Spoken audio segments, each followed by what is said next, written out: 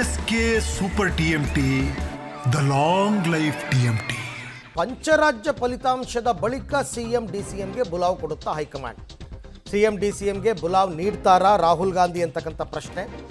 ಉಭಯ ನಾಯಕರನ್ನ ಕರೆಸಿ ಚರ್ಚೆಗೆ ವೇದಿಕೆಯನ್ನು ಸಜ್ಜುಗೊಳಿಸ್ತಾರಾ, ಆಗುತ್ತಾ ಇಲ್ವಾ ಅಂತಕ್ಕಂಥದ್ದು.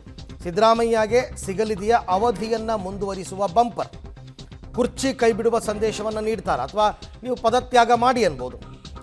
ಡಿಸಿಎಂ ಡಿ ಕೆ ಶಿವಕುಮಾರ್ಗೆ ಬರ್ತ್ಡೇ ಗಿಫ್ಟ್ ಸಿಗ್ಬೋದು. 15ನೇ ತಾರೀಕು ಅವ್ರ ಬರ್ತ್ಡೇ ಇದೆ. ಪಟ್ಟಾಭಿಷೇಕನ, ಪರ್ಯಾಯ ನಾಯಕತ್ವನ ರಾಹುಲ್ ಗಾಂಧಿ ಕೈಯಲ್ಲಿ ರಾಜ್ಯ ಕಾಂಗ್ರೆಸ್ನ ಭವಿಷ್ಯ. ನೋಡಿ, ಚುನಾವಣೆಗೆ ಇನ್ನು 2 ವರ್ಷ ಇದೆ ಕರ್ನಾಟಕದಲ್ಲಿ. ಈಗಾಗಲೇ 3 ವರ್ಷ ತುಂಬೋಯ್ತು. ಇನ್ನು 2 ವರ್ಷದ ಅವಧಿಗೆ ಡಿ ಕೆ ಶಿವಕುಮಾರ್ ಅವ್ರನ್ನ ಸಿ ಎಂ ಮಾಡ್ತಾರಾ ಅಥವಾ ಅಹಿಂದ ವರ್ಗದವರು ಮುನಿಸ್ಕೋತಾರೆ ಅನ್ನೋ ಕಾರಣಕ್ಕೆ ಇವರನ್ನೇ ಮುಂದುವರ್ಸೋಣ ಅನ್ನೋ ತೀರ್ಮಾನಕ್ಕೆ ಬರ್ತಾರ? ಈ ಬಗ್ಗೆ ಮತ್ತಷ್ಟು ಮಾಹಿತಿ ನನ್ನ ಕೊಲೀಗ್ ಶಬೀರ್ ಅವರಿಂದ ಪಡ್ಕೊಳ್ಳೋಣ. ಶಬೀರ್, ಇವಾಗ ಪಂಚರಾಜ್ಯಗಳ ಫಲಿತಾಂಶ 4ನೇ ತಾರೀಕು ಬರುತ್ತೆ. 4ನೇ ತಾರೀಕಿನ ನಂತರ ಸಿ ಎಂ ಡಿ ಸಿ ಎಂಗೆ ಬುಲಾವ್ ನೀಡುವ ಸಾಧ್ಯತೆ ಎಷ್ಟರ ಮಟ್ಟಿಗಿದೆ? ಏನಾದರೂ ಒಂದು ತೀರ್ಮಾನ ಮಾಡಿ ಹೇಳಿಬಿಡಬೇಕು. ಐದರ್ ಕುರ್ಚಿ ಬದಲಾವಣೆ ಇದೆ, ನಾಯಕತ್ವ ಬದಲಾವಣೆ ಇತ್ತು ಅಥವಾ ಇಲ್ಲ, ಅದೊಂದು ಕೆಲಸಕ್ಕೆ ರಾಹುಲ್ ಗಾಂಧಿ ಮುಂದಾಗ್ತಾರಾ ಅಂತ.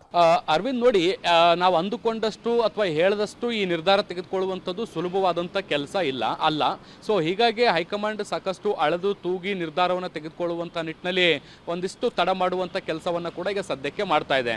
ನೋಡಿ, ಕಳೆದ ಬಹುಶಃ ಸೆಪ್ಟೆಂಬರ್ ಅಕ್ಟೋಬರಿಂದಲೂ ಕೂಡ ಈ ಚರ್ಚೆಗಳು ಶುರುವಾಗಿರುವಂಥದ್ದು. ಅಲ್ಲಿಂದ ಈವರೆಗೂ ಕೂಡ ನಿರಂತರವಾದಂಥ ಚರ್ಚೆಗಳಾಗ್ತಾ ಇದ್ದಾವೆ.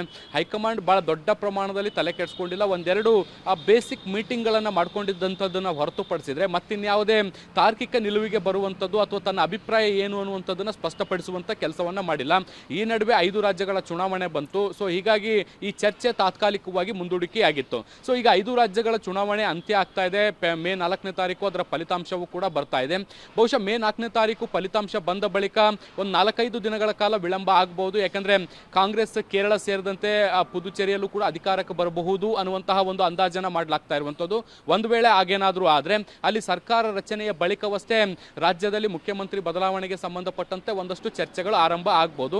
ನಾವೊಂದು ಅಂದಾಜು ಮಾಡ್ಬೋದು, ಮೇ 10ರ ಬಳಿಕ ಈ ಒಂದು ವಿಚಾರಗಳಿಗೆ ಅಥವಾ ಪ್ರಕ್ರಿಯೆಗಳಿಗೆ ಒಂದು ಚಾಲನೆ ಸಿಗಬಹುದಾದಂಥ ಸಾಧ್ಯತೆಗಳಿದ್ದಾವೆ. ಈಗಾಗಲೇ AICC ಅಧ್ಯಕ್ಷ ಮಲ್ಲಿಕಾರ್ಜುನ್ ಖರ್ಗೆ ಅವರ ಮೇಲೆ ಸಾಕಷ್ಟು ಒತ್ತಡವನ್ನು ರಾಜ್ಯ ನಾಯಕರು ಹಾಕ್ತಾ ಇದ್ದಾರೆ. ಒಂದು ಕಡೆಗೆ DCM ಪರ ಇರುವಂಥ ನಾಯಕರು, ಖುದ್ದು DCM, ಮತ್ತೊಂದು ಕಡೆಗೆ CM ಆಪ್ತ ಸಚಿವರು ಎಲ್ಲರೂ ಕೂಡ ಬಂದು ದೆಹಲಿಯಲ್ಲಿ ಒತ್ತಡವನ್ನು ಹೇರುವಂಥ ಕೆಲಸವನ್ನು ಮಾಡ್ತಿದ್ದಾರೆ.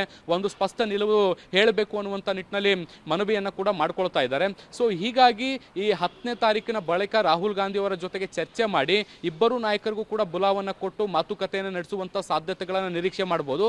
ಅದರ ಫಲಿತಾಂಶ ಏನಾಗುತ್ತೆ ಅನ್ನುವಂಥದ್ದು ಮುಂದಿನ ಮಾತು. ಅಟ್ಲೀಸ್ಟ್ ಇದಕ್ಕೆ ಸಂಬಂಧಪಟ್ಟಂಥ ಒಂದಷ್ಟು ಸಭೆಗಳಂತೂ ಶುರುವಾಗಬೇಕಾಗಿದೆ. ಬಹುಶಃ ಮೇ 10ರ ಬಳಿಕ ಇದಕ್ಕೆ ಸಂಬಂಧಪಟ್ಟಂತೆ ಒಂದಷ್ಟು ಚರ್ಚೆಗಳಾಗಬಹುದು ಅನ್ನುವಂಥದ್ದು ಈಗ ಸದ್ಯಕ್ಕೆ ದೆಹಲಿ ಮಟ್ಟದಲ್ಲಿ ಕೇಳಿ ಬರ್ತಾ ಇರುವಂಥದ್ದು. Arvind, right, thank you. ತಮ್ಮೆಲ್ಲ ಮಾಹಿತಿಗೆ ಧನ್ಯವಾದ. ಸೊ 10ನೇ ತಾರೀಕು ನಾ ಹೇಳಿದ್ನಲ್ಲ, ಈಗ ಡೆಡ್ಲೈನ್ ಕೊಟ್ಟಿದ್ದಾರೆ DK ಬ್ರದರ್ಸು, ಮೇ 10ರೊಳಗಡೆ ಎಲ್ಲ ಸಾರ್ಟ್ ಔಟ್ ಮಾಡಿಬಿಡಿ ಅಂತನ್ಬಿಟ್ಟು.